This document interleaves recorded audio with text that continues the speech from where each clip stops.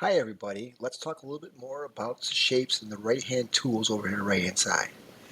As you see, it says select. The black arrow or the black triangle is a selection tool. And what that means is I'm able to click on something and you'll see it's selected by this bounding box here. As you see in the bounding box, it has many different squares here, and those are part of where I can manipulate the bounding box. As you say, I can grab this, I can bring this in, and transform it or transfer it a lot easier. And that's all by hand. Now mind you, we talked about the width and the height over on the right hand side. We don't have to do that. We can actually do it in eyeball if you need to. And you can see the width and the height changes in the point, so you can see it right there. We can also rotate it. If you see it, let's see it so you can really see the rotation. Squash it. If you go to one of the corners, you'll see this little boomerang here. You click and hold, you can rotate it. It'll give you an actual percentage of you rotating it, okay? And that works out really well. Quick trick is you can actually hold down the actual shift button and it will do it in 45-degree rotations, which is kind of nice if you're looking for that 45 degrees. But if you don't want to, you can do it by arbitrary. Just hold it, then you click and you release, and you're good to go. Another selection tool of this, let's go back to it. You'll also see in the circle, it has this little pie piece right here. This little circle, and you see a little Pac-Man show up. If you click that, you can click that and drag that, and you can open up the actual circle itself too, to create any kind of shape you like to. Or you can do a half a circle if you go to it, so it's like this, so it's that, and you can look at the angle, make sure it's the right angle, and you got something like that, which is really kind of neat. So let's look at another shape then too.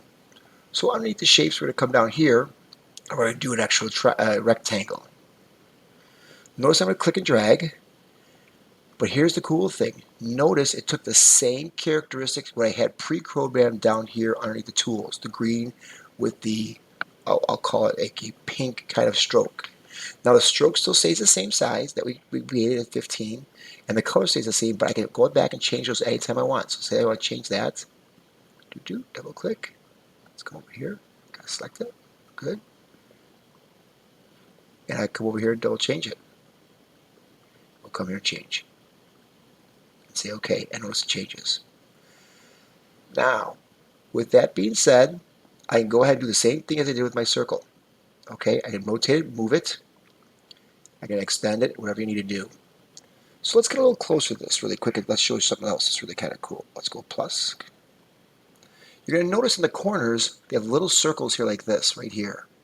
Notice these circles are really kind of new. If I click and hold it and drag it, notice I can round the actual corners on it and kind of do a really cool thing to a point where I can take it so it's almost a perfect circle. It's not a perfect circle because you can see right over here, it's a little red.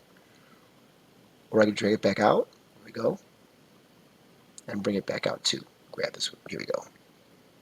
There we go. Back to a full square if you want that. But that's a kind of neat little trick. I thought it was really kind of neat. Okay? Let's go Control 0 back again. Control plus, Control 0. There you go. Move that around. Bring that a little closer too.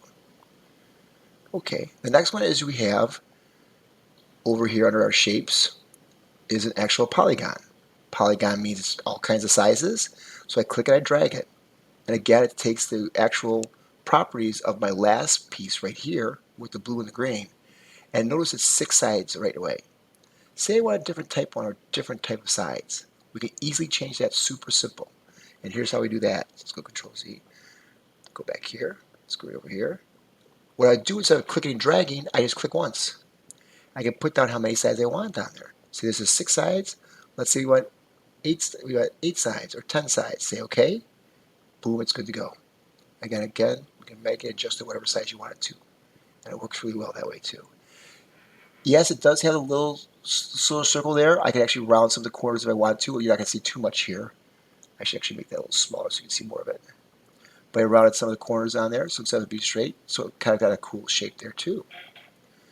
So those are how you use some of the shapes there and the basics of it, okay? Now there are other shapes underneath this. We'll get to those a little bit later in class. Then we also have a thing called a shaper. And what will happen is you kind of close to drawing it, and it will make the shape you're looking for. But it's only going to see kind of program once. So it's not like going to be a whole ton of what you're looking for. But that's how it works too. So if you want to use that, you want to hand draw it. But I prefer just using the actual piece here. So I'm going to go ahead and select these and get rid of these. I'll hit the delete button. And that's how I look at this. The next thing we want to do now is we're going to go back over to our properties, and we're going to select a whole bunch of these, okay? So let's select all of these here. Notice I clicked and dragged. Whatever goes over that box that I see there will actually highlight something. So as you see, I got all three of these highlighted. And underneath the appearances, you'll see the align button right here. I can justify all of these to the left. I can actually control Z. I can center them all on top of each other and top to bottom like that. Or I can do something that's similar to this, where it's all centered like that way. It's kind of neat what you can do. You got all kind of different alignments.